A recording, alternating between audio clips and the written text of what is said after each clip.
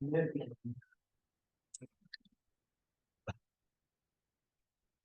baik kita mulai untuk pertemuan mata kuliah pengolahan bahasa alami atau NLP, Natural Language Processing. Pada kali ini kita akan membahas tentang text representation.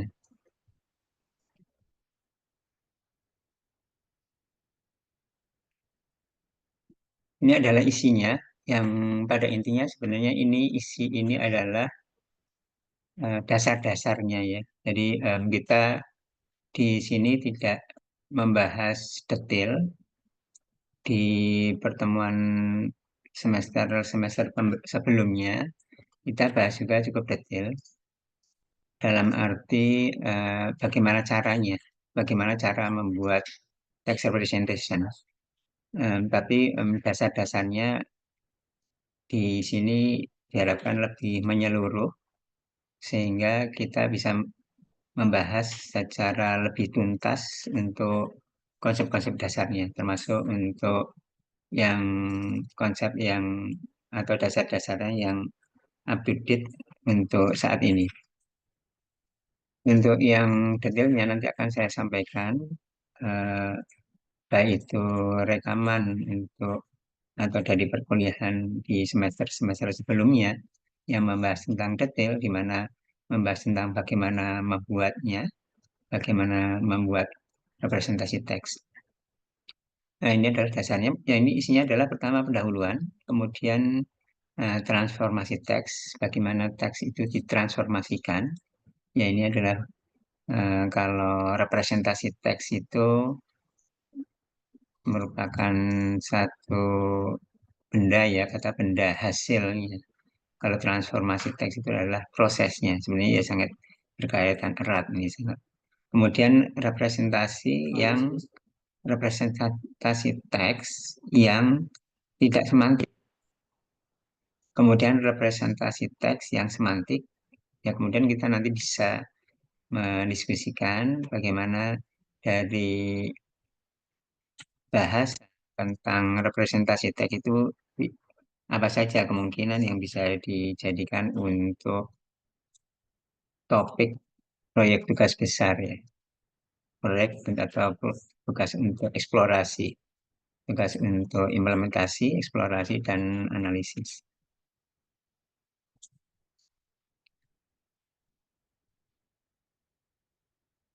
Ini ada beberapa istilah, ini masih sedikit ya, nanti ada beberapa yang lain. Yang pertama adalah pendahuluan. Em, dalam sebuah sistem natural language processing, ya seperti misalkan sistem NLP itu misalkan adalah klasifikasi teks. Ini contoh populernya ya.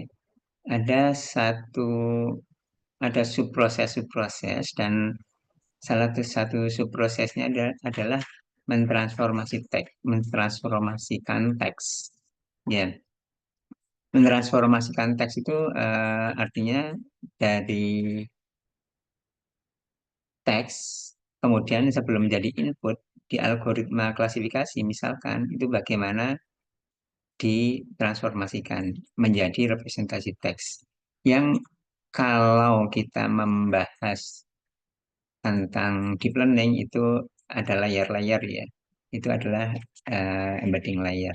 Ya, kalau yang tidak deep learning seperti yang machine learning tradisional seperti misalkan decision tree yaitu artinya istilahnya mungkin tidak layer tapi adalah tetap mentransformasikan kemudian membuat menjadi representasi teks ya. Ya ini pada praproses. Teks sendiri kita tahu ada kata, ada rangkaian kata.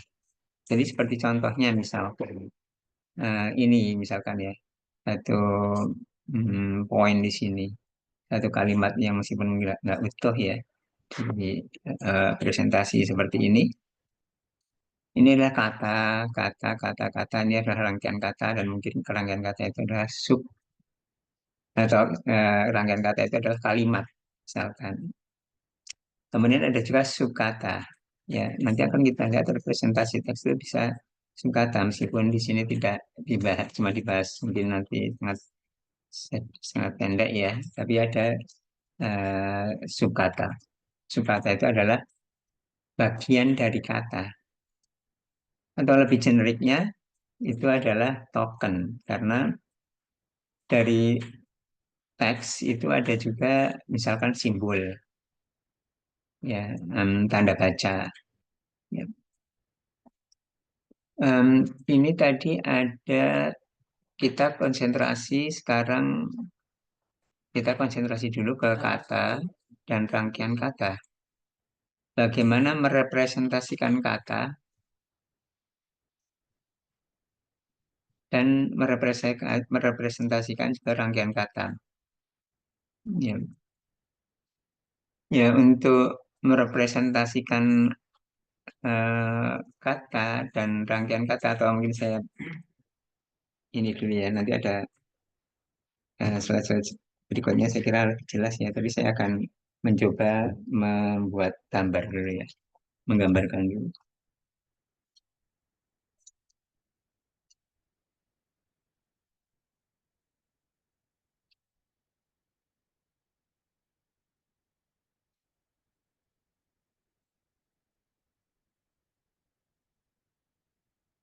Kamu share, nah ini kok nggak bisa sih.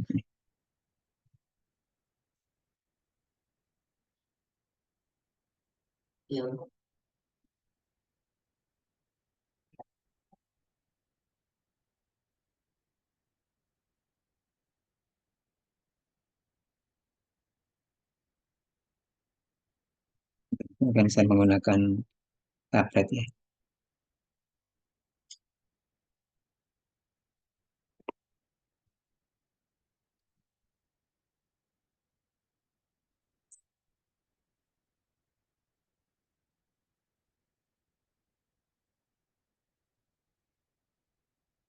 Ya, jadi kita di sini ada kata dan rangkaian kata ini. Kata dan rangkaian kata.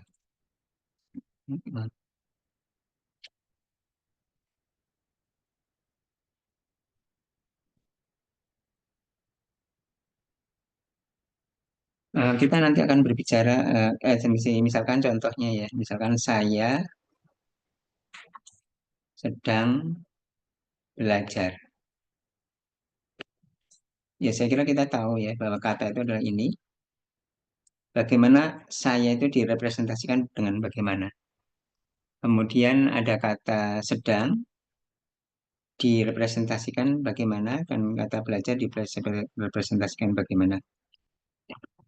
Nah, ini adalah perkata. Kemudian kalau rangkaian kata itu artinya hmm, bagaimana eh, rangkaian kata ini direpresentasikan. Tentunya rangkaian kata itu terdiri dari kata-kata ya. Yang perlu diperhatikan terlebih dahulu adalah bahwa kita dalam proses NLP itu harus mengubah kata-kata ini menjadi bentuk numerik. Ya. Ini jadi bentuk numerik. Ini jadi bentuk numerik, ini bentuk bentuk ini dan numerik. Jadi kalau kita memproses menggunakan komputer itu harus bentuknya numerik.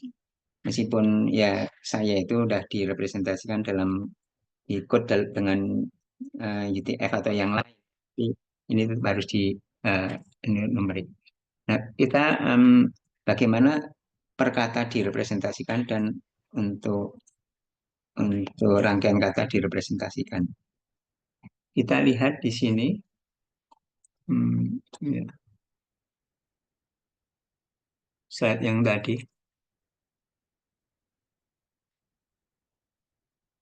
Kalau untuk rangkaian kata, nanti ada istilah back of words. Isma. Ada istilah back of word dan ada istilah sequential. Nah, yang sequential ini nanti akan kita pelajari di pertemuan berikutnya, pertemuan minggu keempat. Bagaimana model sequential. Sedangkan model back of word kita bahas di pertemuan ini. Eh, Kemudian model sequential kita bahas sekilas, tapi detailnya di pertemuan berikutnya. Dan yang lebih penting memang yang sequential ini. Untuk em, representasi rangkaian kata, maksudnya em, seperti misalkan contohnya tadi, saya sedang belajar, itu salah satu yang penting nanti kita akan lihat adalah hubungan antar kata. Nanti saya kira penjelasannya lebih lagi. Kemudian untuk back of word itu ada istilahnya pembobotan kata.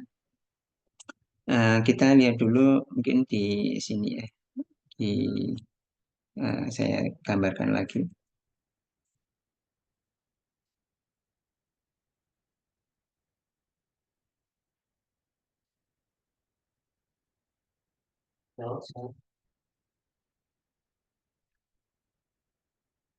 Yang mungkin sudah kita pelajari dan kita tahu ya. Misalkan ada kata saya sedang belajar. Kemudian ada kata lagi saya makan nasi. Ya, ini adalah dokumen pertama atau kalimat pertama, ini adalah kalimat kedua. Ya, di back of word atau keranjang kata-kata, model keranjang kata-kata, di sini kita hmm, bisa analogikan atau kita bisa gambarkan dengan tabel dua dimensi seperti ini. Di sini adalah atributnya yang berupa kata-kata yang artinya ini adalah vocabulary atau kosakata yang mungkin panjangnya bisa atau banyaknya bisa sangat banyak, bisa sampai puluhan ribu. Misalkan bahasa Indonesia, yaitu seperti dilihat di kamus, seperti KBBI, ada kata-kata di bahasa Indonesia, termasuk di sini misalkan ada kata saya, kemudian ada kata sedang, ada kata makan, ada kata nasi, ada kata belajar, dan lain-lain.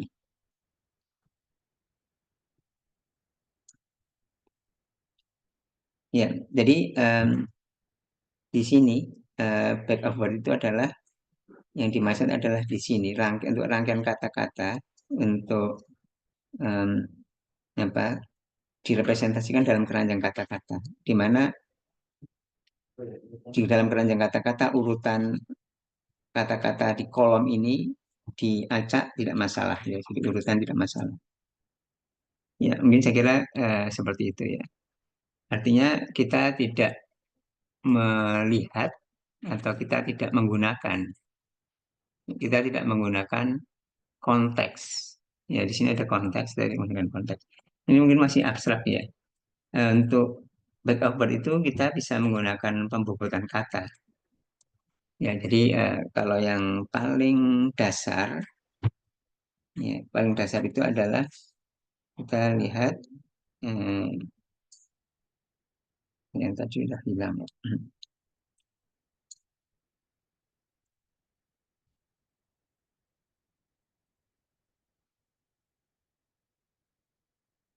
Ya, kalau yang paling dasar itu adalah seperti misalkan saya sedang belajar dan saya makan nasi. Tadi di ini di tabel ini. Nah, ini misalkan ada kata saya, kata apa termasuk di sedang, belajar dan lain. Berarti ini saya ada, sedang ini ada, ini nggak ada. Misalkan makan, ini nggak ada, ini makan ada, ini nggak ada. Ini makan misalkan. Ya, ini seperti itu. Ini saya kira masih terlalu abstrak ya. Eh, kita akan coba lihat. Kemudian untuk lebih lebih tepatnya lagi, kemudian ada pembobotan kata-kata. Artinya kata kata itu ada yang penting, ada yang kurang penting. Oleh karena itu perlu dibobotkan. Seperti misalkan saya sedang makan. Saya bobotnya berapa, sedang bobotnya berapa, makan bobotnya berapa. Itu dengan atau yang disebut dengan TF-IDF dan perbaikannya PM25. Yang lebih penting sebenarnya kita akan lihat nanti yang lebih panjang lebar yaitu pembahasan tentang yang semantik ya. Kemudian di sini ada istilah curse of dimensionality atau kutukan dimensi, yaitu kalau dimensinya besar maka perlu dikurangin. Apa yang dimaksud dengan dimensi? Dimensi itu adalah kalau dari NLP adalah vocabulary size untuk rangkaian kata-kata. Seperti tadi saya gambarkan di papan tulis tadi bahwa kolomnya itu adalah jumlah vocabulary. Dan jumlah vocabulary itu bisa mencapai puluhan ribu untuk bahasa Indonesia, untuk bahasa Inggris, dan bahasa-bahasa yang lain. Sehingga kalau sebuah dokumen direpresentasikan menjadi representasi yang back of word dengan kolom atau atribut yang puluhan ribu itu dimensinya sangat tinggi sehingga perlu dikurangin. Yang pertama itu ya dari sisi jumlah ininya apa vocabulary size-nya. Kemudian dari sisi representasi teks kata ya mungkin saya akan gambarkan lagi ya di papan tulis lagi ya.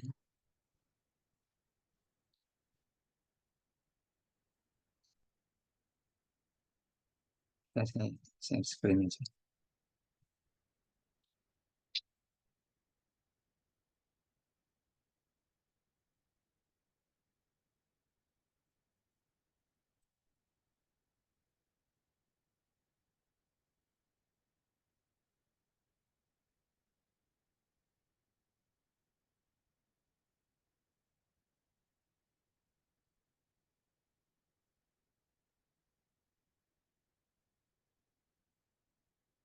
Tunggu lihatin share screen.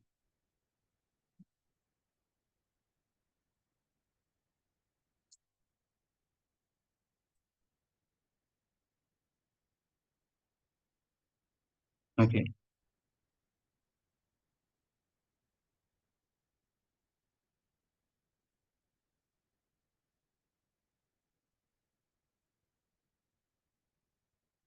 Ya, jadi kalau kita seperti yang tadi ya, seperti misalkan saya sedang belajar. Yang pertama adalah kutukan dimensi itu adalah untuk representasi rangkaian kata-kata, yaitu di sini tadi ada bisa ribuan kolom, artinya ini dimensinya sangat tinggi. Ya, kemudian merepresentasikan ini sendiri, ini harus direpresentasikan juga jadi representasi numerik. Ini direpresentasikan jadi numerik.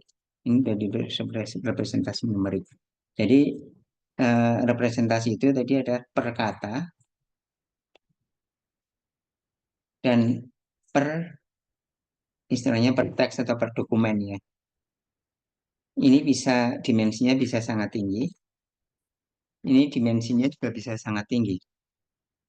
Ya. Oleh karena itu perlu mengurangi dimensi karena ada yang namanya kutukan dimensi. Dinamakan kutukan dimensi karena dengan dimensi yang sangat tinggi maka tidak akan atau kurang kurang ini ya kurang akurat, kurang efektif. Demikian juga kurang efisien. Karena kalau dimensi tinggi mencari misalkan contoh kesamaan antara satu dokumen dengan dokumen yang lain ini banyak nol nol nol nol nol gitu ya. Dimensinya sangat tinggi. Dimensi sangat tinggi itu otomatis dia sparse ya. Nol nol nol nol misalkan seperti itu mencari kesamaan antara dua kalimat di sini dan di sini itu sangat sulit. Maksudnya akurasinya kurang ya. Kemudian juga merepresentasikan kata menjadi sebuah representasi numerik dan kata menjadi representasi numerik itu bisa dimensi tinggi dan dimensi yang rendah.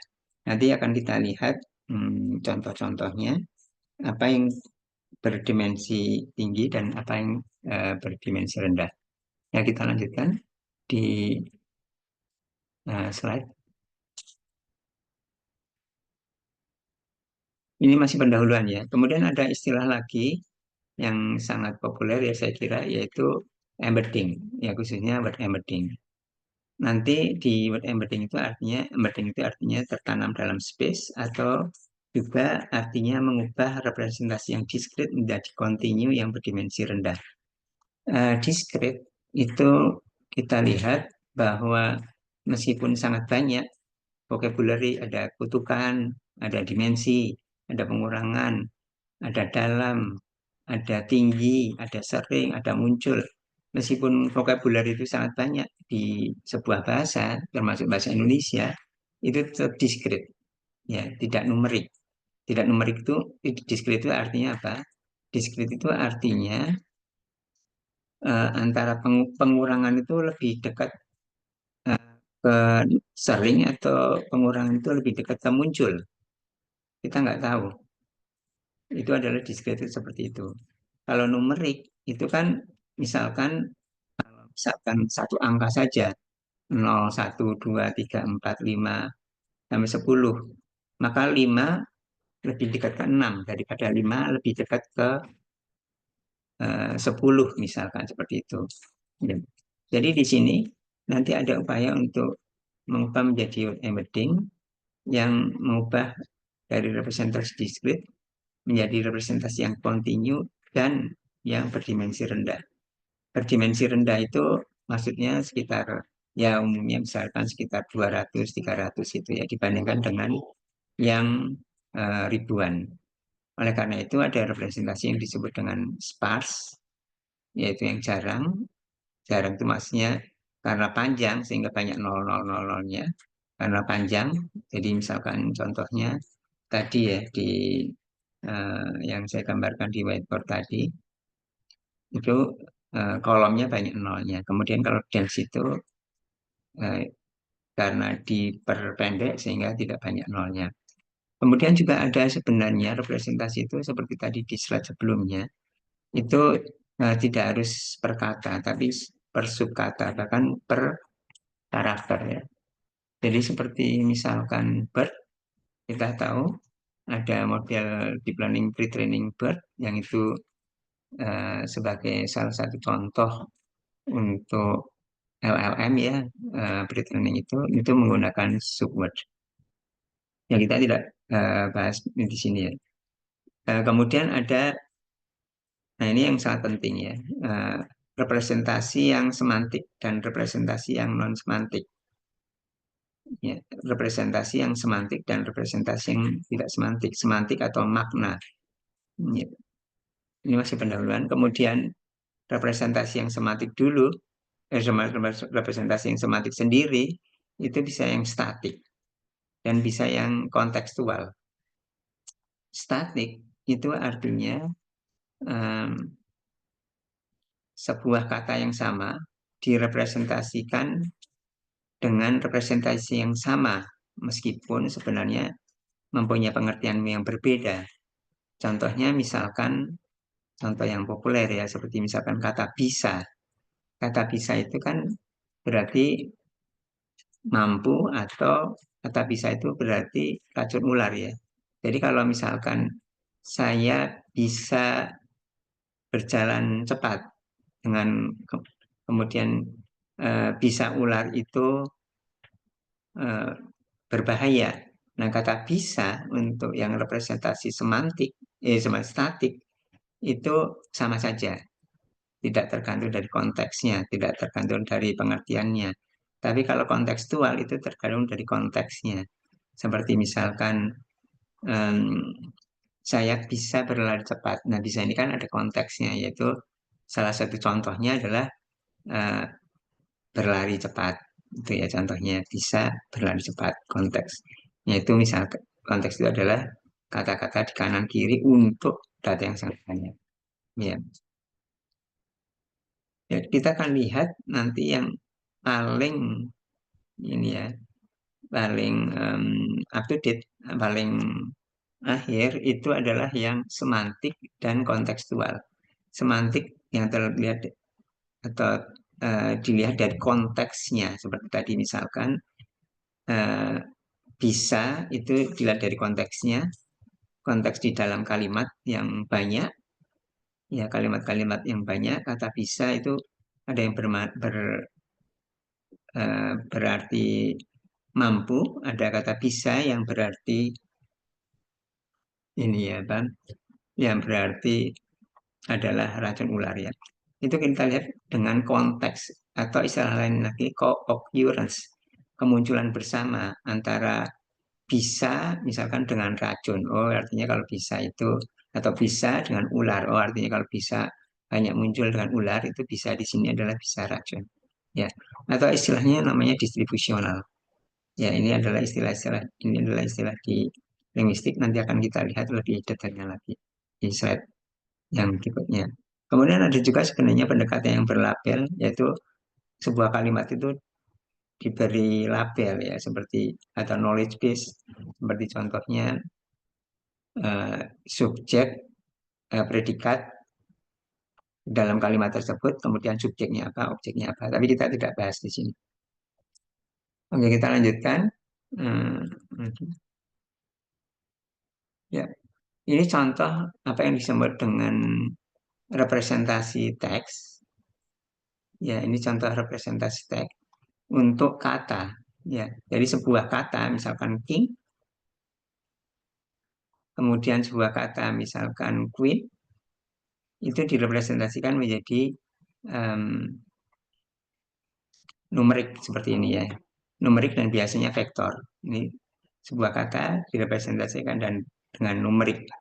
Misalnya di sini adalah vektor. Ya, di sini terlepas dari ini menggunakan deep learning atau bagaimana, tapi karena tidak harus menggunakan deep learning ya untuk merepresentasikan seperti ini.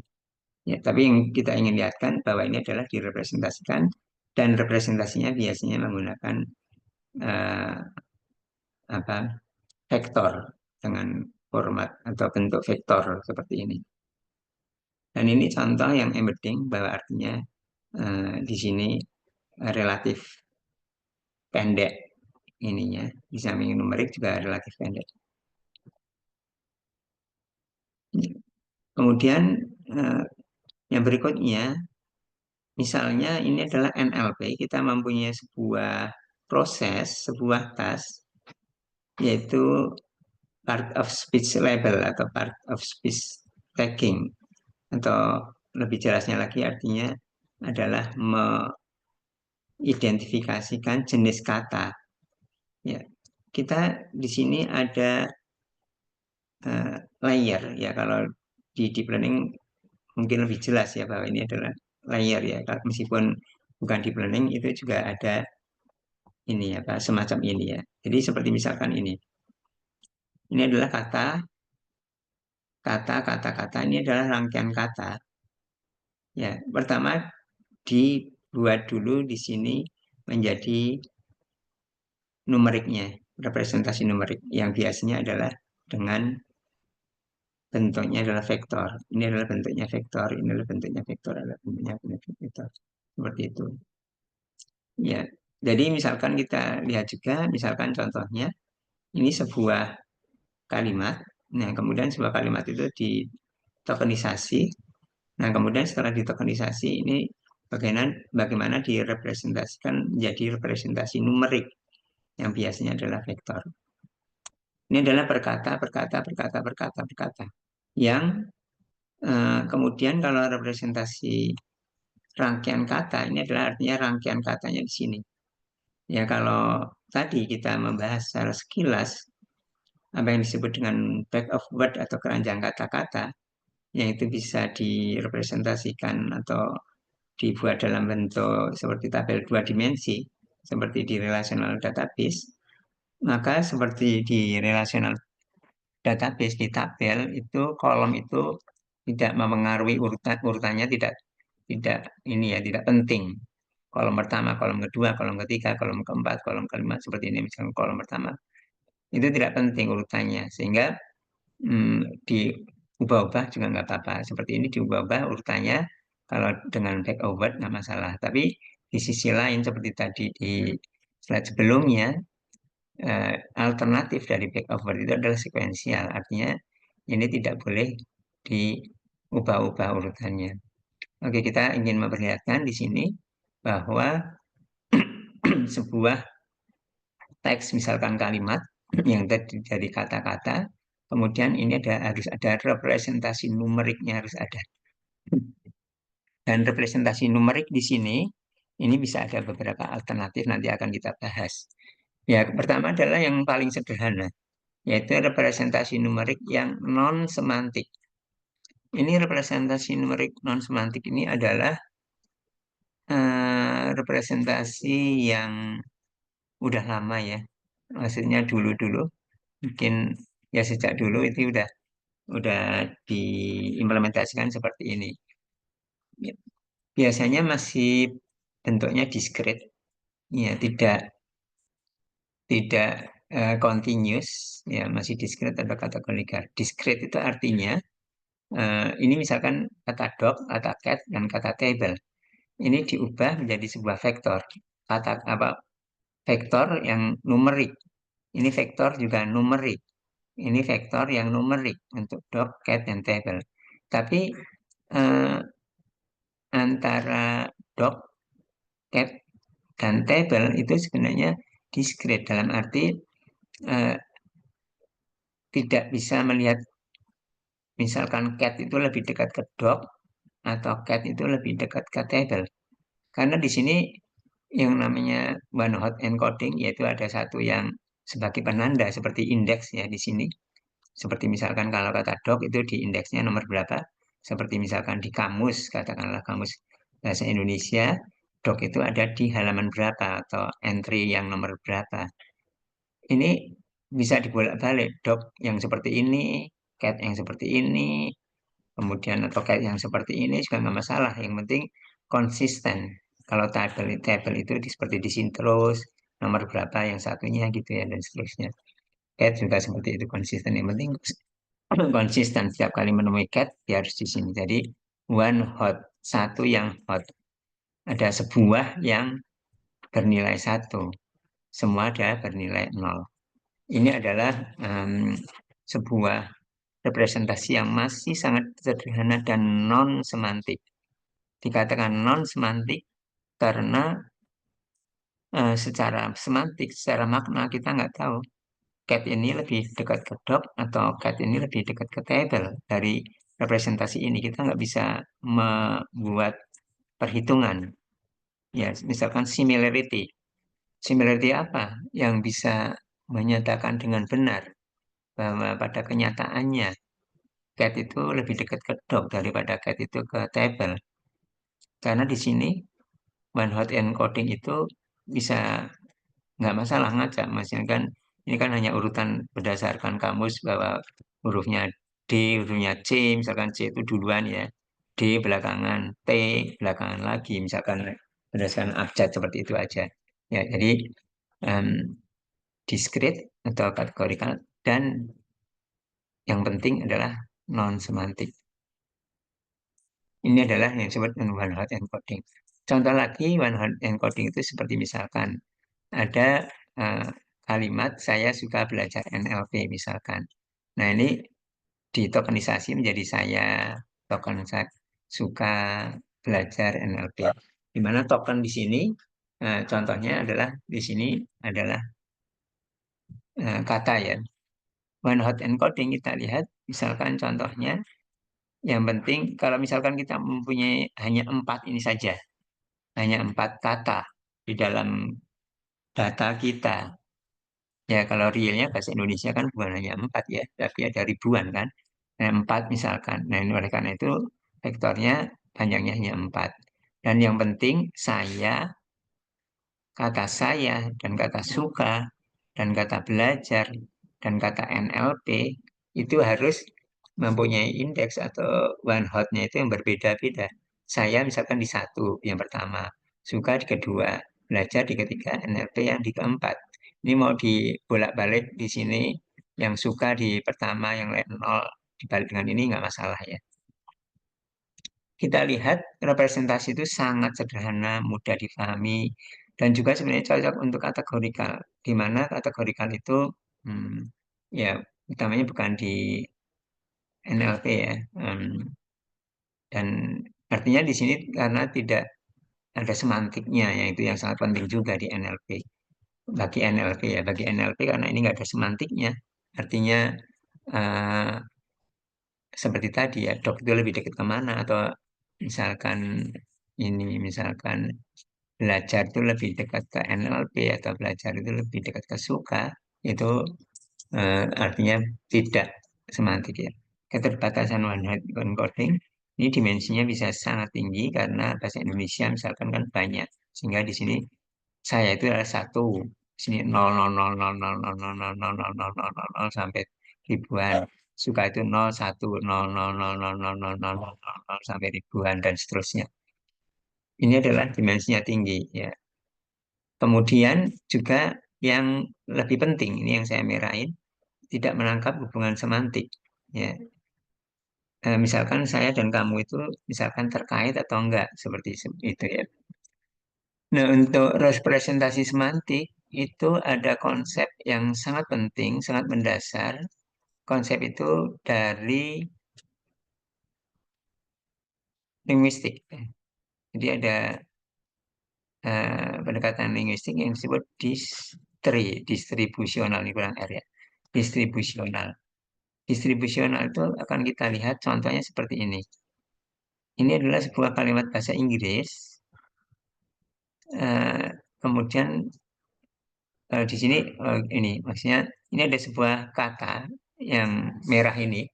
Nah, ini kata ini maksudnya apa? Ya, kalau kita lihat eh, di dalam konteksnya, misalkan ada satu kalimat, dua kalimat kedua, kalimat ketiga, kalimat keempat. Yang keempat kalimat itu menggunakan kata ini, tesquino, tesquino, tesquino, tesquino. Kita lihat apakah kita bisa memahami apa itu tesquino.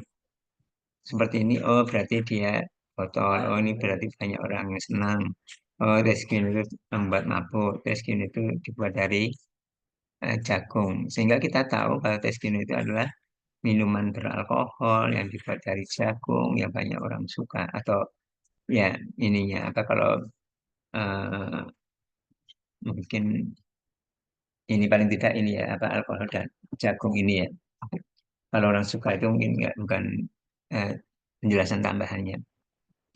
Jadi dengan konteks tadi dikatakan distribusional. Saya back distribusional. Distribusional itu maksudnya dengan konteks. Atau tadi di slide depan itu dikatakan juga dengan distributional konteks atau co-occurrence. Co-occurrence itu maksudnya tesquin itu kalau dengan kalimat yang banyak gitu ya, ada korpus yang banyak yang ada tesquino, tesquino, tesquino, tesquino, tesquino itu banyak sekali. Nanti em, eh, ada kalimat yang atau rangkaian kata-kata yang tesquin itu dekat dengan botol. Dekat konteks itu maksudnya kata-kata sebelum dan kata-kata sesudah. Ya, tesquino dekat dengan ada botol, ada meja, ada mabuk gitu ya. Kemudian ada jagung gitu. Ini adalah maksudnya konteks. Kemudian juga kita lihat, misalkan ada ini, ada kata ongcoy di sini. Kita lihat ada kalimat di sini ongcoy, ongcoy, ongcoy gitu ya. Ada tiga kalimat. Ini contoh sederhananya yang menggunakan tiga kalimat. Kalau realnya untuk mendapatkan hasil yang bagus tentunya harus dengan sangat banyak kalimat ya. Kemudian juga kita lihat juga em, ada yang miripnya di sini. Ada salted with garlic, salted with garlic, over rice. Ini ada over rice. Kemudian ada leaves, leaves. Ya, em, seperti itu. Nah, di sini dikatakan em, adalah ada spinach. Di sini katakan ada chard. Di sini ada kalian collard gitu ya. Nah, oleh karena itu, dengan melihat konteksnya, maka ongcoy itu adalah misalkan seperti spinach, chard, dan collard yang mungkin ya kita udah paham gitu ya. Yang kita udah paham ini adalah kata-kata baru, jadi kita paham. Artinya kita tidak melihat di kamus pengertian kata Ong Choi itu, tapi dilihat dari penggunaannya. Yang sebelumnya tadi, dilihat dari penggunaannya, tidak dilihat di kamus. Definisi atau pengertian apa yang dimaksud dengan ini, kata-kata ini, atau kata-kata Ong Choi ini. Kalau kita lihat representasi semantik, ya yang seperti tadi, kalau kemudian direpresentasikan menjadi vektor, vektor, vektor, vektor, di mana vektornya itu misalkan eh, koordinatnya adalah gender dan age. Ya, gender dan age. Kalau kita lihat ada grandfather dan man, kakek dan laki-laki. Ya, kemudian adult, kemudian woman, grandmother, nenek, grandparent, kata grandparent. Kemudian ada kata bayi, kata anak-anak, kata anak perempuan, dan kata anak laki-laki. Kita lihat di sini, kalau kita bisa merepresentasikan seperti ini ya, kata boy direpresentasikan menjadi di sini, artinya atau di sini grandmother ya. Eh, Kalau ini dua dimensi ya, grandmother itu 99. Ya, misalkan ini grandmother itu 99. Kemudian woman itu adalah 97. Nah, artinya kalau direpresentasikan seperti ini lebih menjadi eh, ruang semantik ya. Jadi fiturnya adalah ini, fitur space, fitur space. Ini adalah eh, kemudian representasi yang seperti ini, representasi seperti ini dibandingkan kita bandingkan dengan yang one hot tadi. Kalau di sini adalah yang lebih ke semantik. Artinya kita lihat bahwa adult itu lebih dekat ke sini, ke man, woman, ke sini dibandingkan dengan ke child, ke infant, tapi teenager itu lebih dekat ke sini. Boy lebih dekat ke sini dari sisi age-nya, tapi dari sisi gendernya kan ke sini. Nah, itu seperti contoh ini. Ya, ini adalah representasi semantik yang kemudian kalau kita lihat bisa menjadi seperti ini kan vektornya tadi ya, vektornya seperti ini kan representasi kalau digambarkan vektornya seperti ini. Jadi kata itu adalah sebagai vektor semantik yang kemudian kalau bisa tiga dimensi.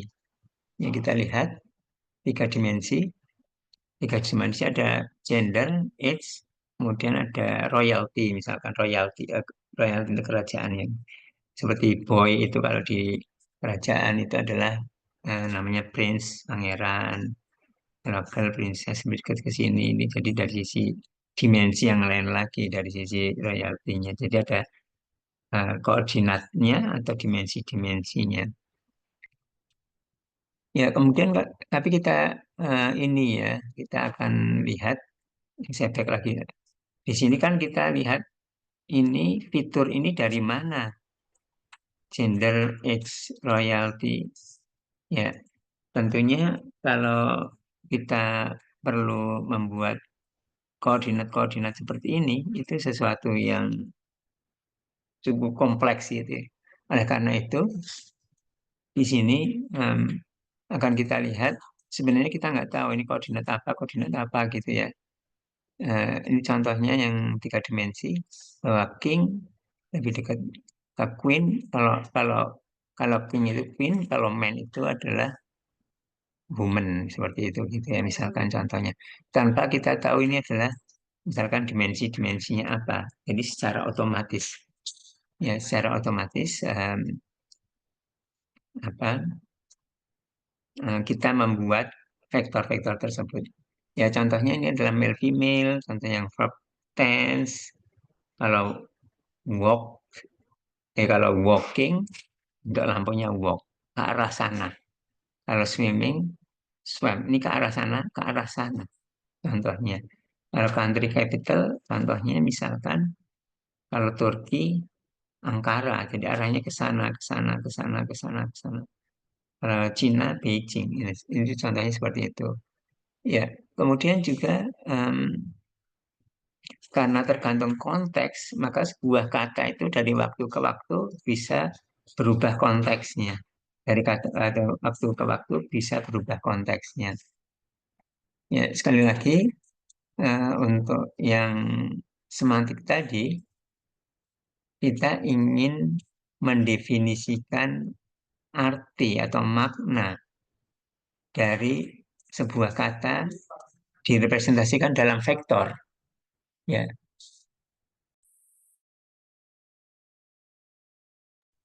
ya, di sini em, ya sebuah kata direpresentasikan dalam sebuah vektor. Tadi vektor ya, itu disebut embedding karena embedding itu artinya eh, tertanam dalam space dan kemudian biasanya embedding itu adalah vektor yang relatif kecil. Relatif itu maksudnya ya kalau saat ini ya sekitar 200 300 gitu ya dibandingkan dengan ribuan. Jadi di sini yang tadi barusan kita bahas merepresentasikan makna sebuah kata untuk NLP biasanya adalah menggunakan embedding yang merepresentasikan makna. Contohnya yang tadi barusan tadi ya. Kemudian di sini model seperti ini itu adalah yang seperti tadi juga continuous atau fine grain. Jadi tidak seperti ini ya Pak. Eh, Seperti misalkan kalau kita lihat di sini ya, ya seperti misalkan di sini, hmm, ya mungkin contohnya mungkin yang di sini aja ya, yang koordinatnya itu eh, tidak kita tentukan ya. Ya, di sini misalkan contohnya yang ini aja ya, yang bahwa atau sebentar yang mungkin yang lebih bagus lagi. Oh, tadi saya nggak ini ya. Kita yang ini aja lah. Yang ini. Kita lihat bahwa di sini eh, continuous itu artinya kita tidak ini ya kan seperti kalau seperti ini aja.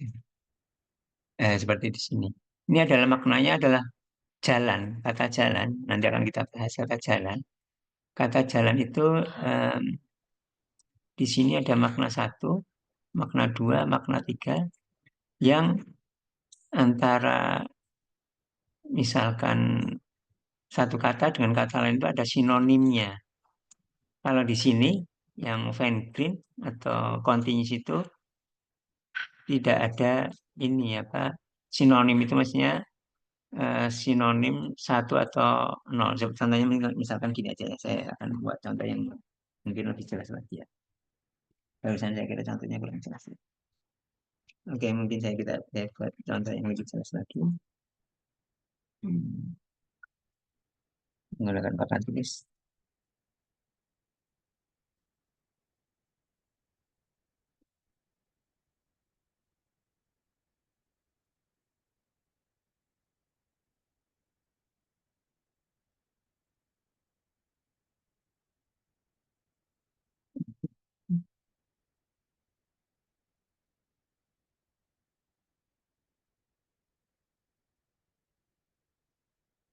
Ya, contohnya seperti ini.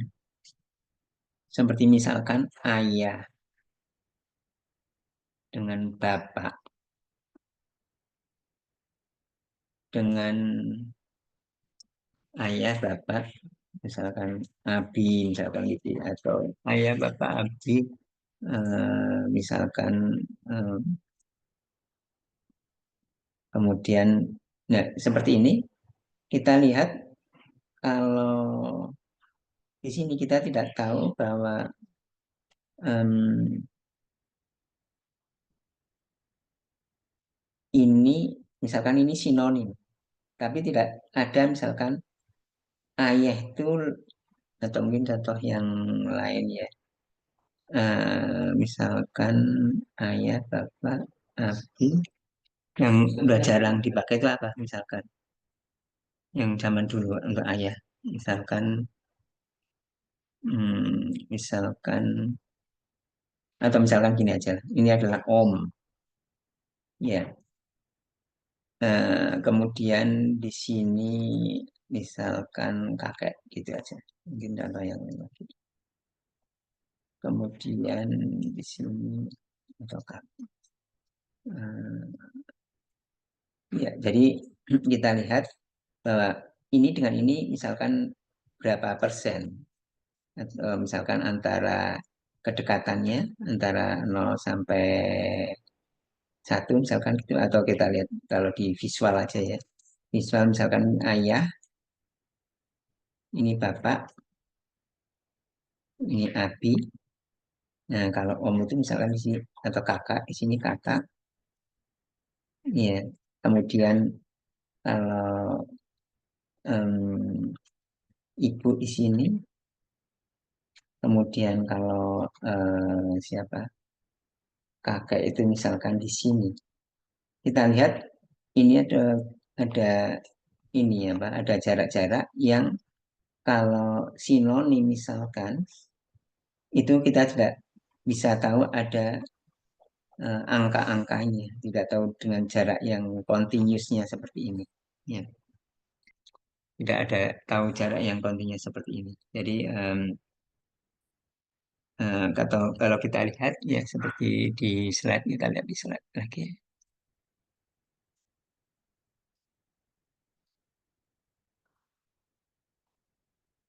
Jadi fine grain itu bisa continue, ya, bisa continue itu artinya tidak makna kata itu hanya makna satu, makna dua, makna tiga, makna empat.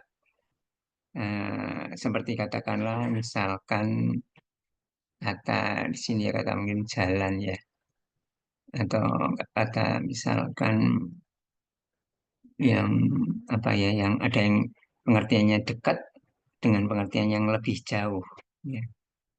Jalan dengan gang, dengan jalan dengan sungai misalkan, atau jalan sama-sama jalan ya, jalan dengan gang, dengan jalan dengan em,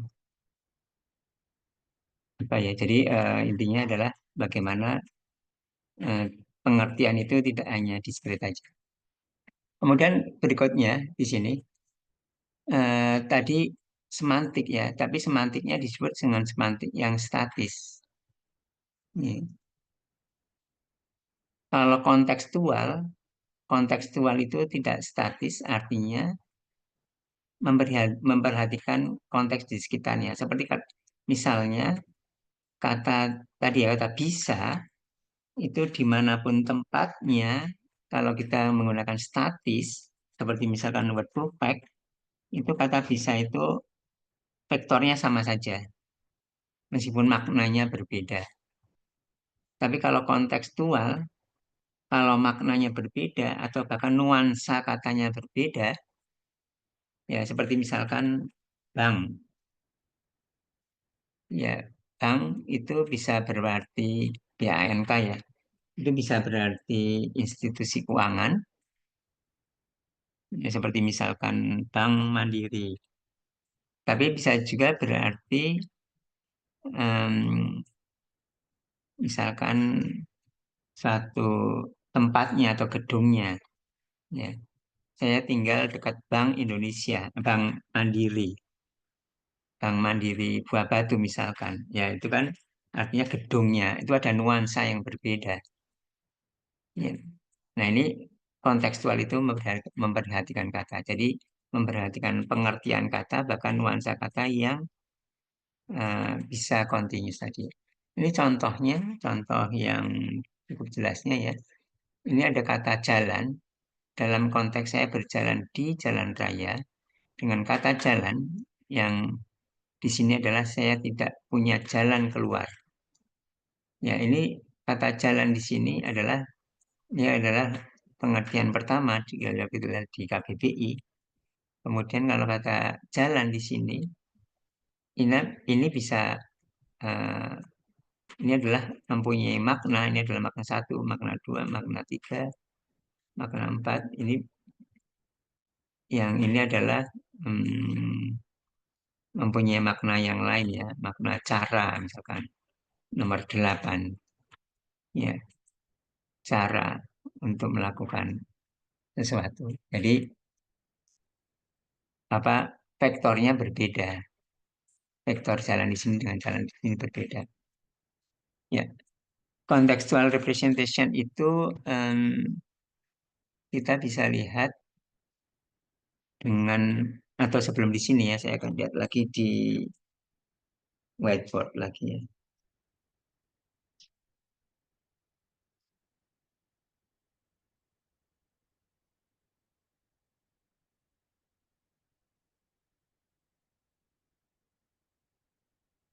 Jadi seperti tadi kata jalan. Di sini misalkan contohnya kata jalan, berjalan di jalan raya.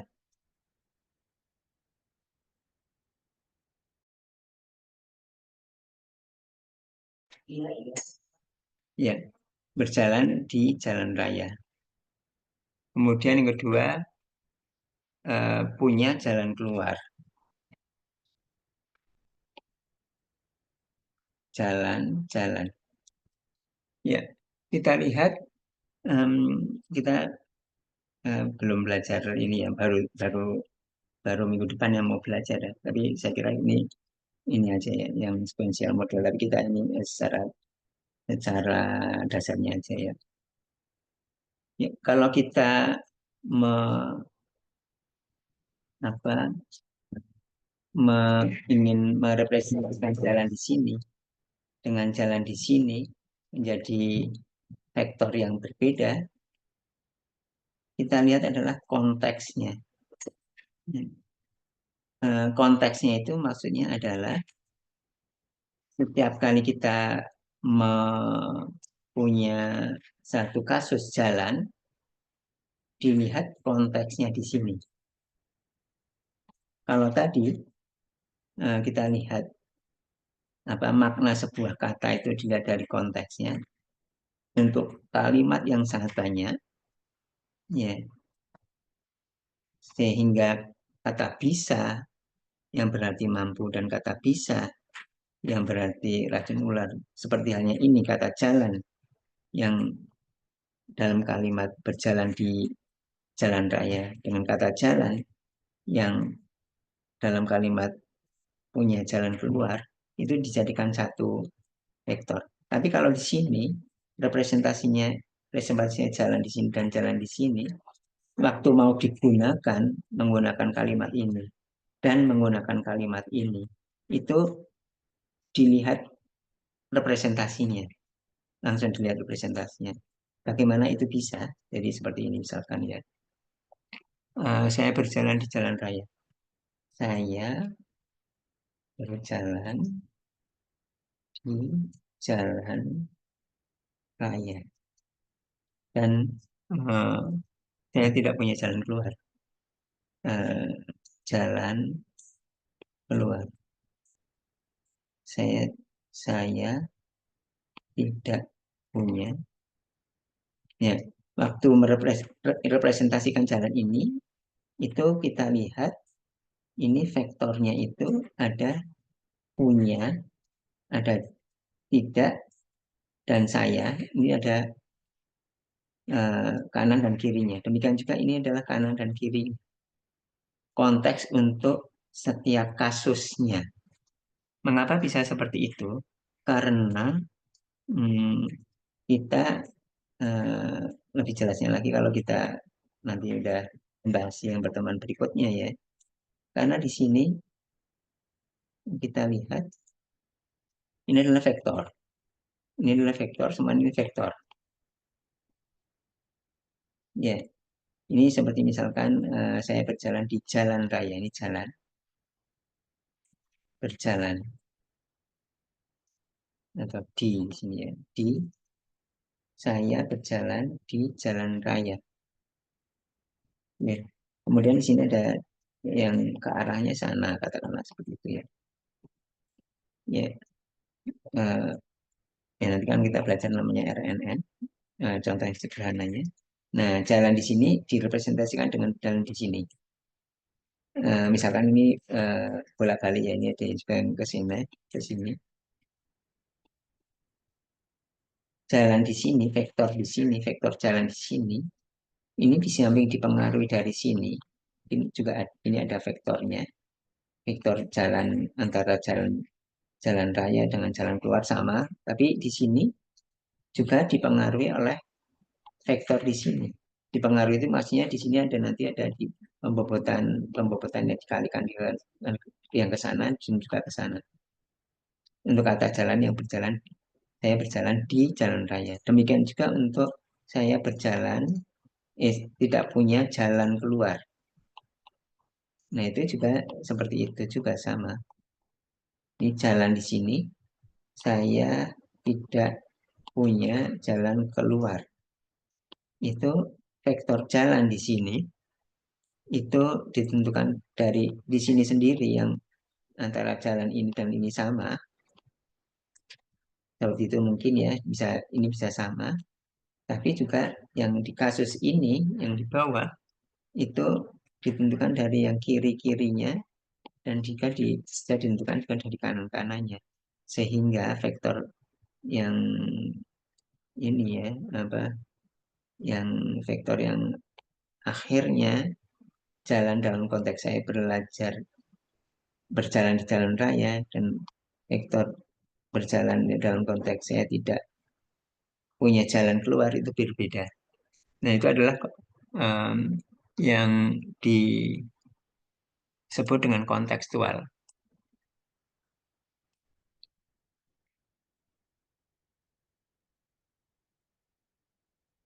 Kita lanjutkan slide-nya.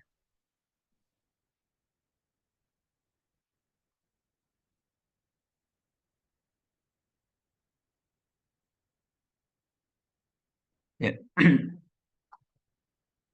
Ya, untuk contextual representation sendiri, maaf ini kok kondisinya harusnya ini di sini dulu ya. Contextual representation sendiri itu bisa ada macam-macam ya. Eh, jadi ini antara misalkan bank di sini, ini contoh bahasa Inggris, dengan bank di sini, ini kalau yang statik, yang konteks free meskipun konteksnya di sini dan di sini berbeda, ini jadikan sama ininya.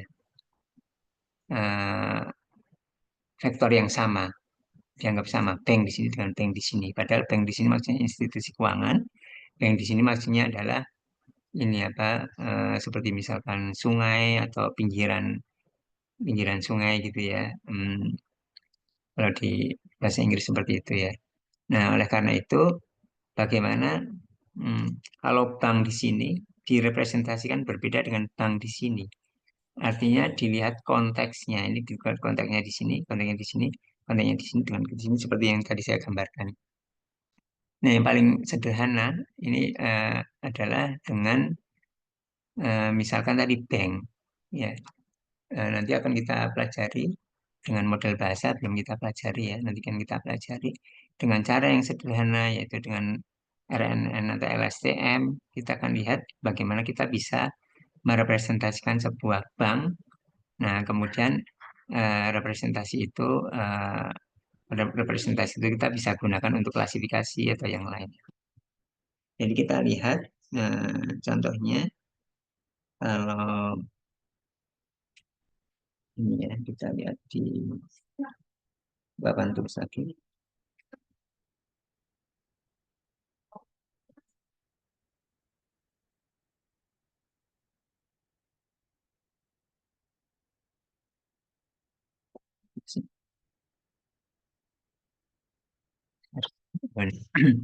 Ya kalau kita lihat lagi,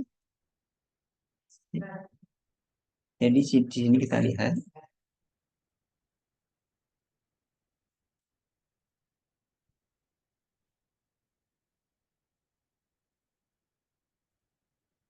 ya ini ada misalkan di sini ada untuk klasifikasi. Nah kemudian di sini ada teksnya.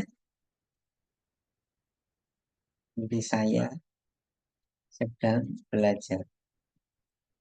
Nah kata saya itu kata sedang, kata belajar Nah, misalkan atau bukan kata istilah belajar, kata jalan tadi aja ya.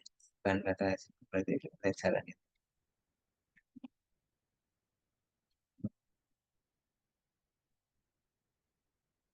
Oke. Terus ini, kata-kata yang jalan tadi aja.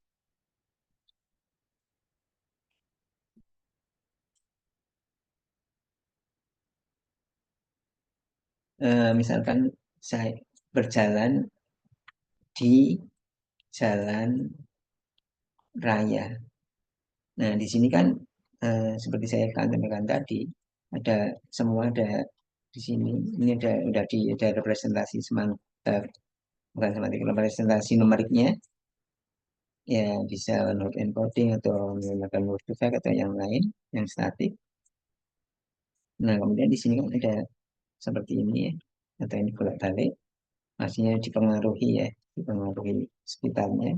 Nah, kata jalan di sini yang aslinya dari sini, kemudian ke sini, vektor ini vektor, ya. Vektor ini adalah dapat pengaruh dari konteksnya, baik dari yang kiri, dari kanannya. Sehingga kata jalan di sini, di mana saya berjalan di jalan raya, mempunyai vektor yang berbeda, kemudian di sini dimasukkan, baru dimasukkan ke dalam klasifikasi. Seperti itu ya. Di dalam masih klasifikasi. Klasifikasi di sini ya bisa baik machine learning tradisional ataupun deep learning ya. Kalau gambaran lebih jelasnya seperti deep learning gambaran lebih jelas lagi. Yang ini seperti itu.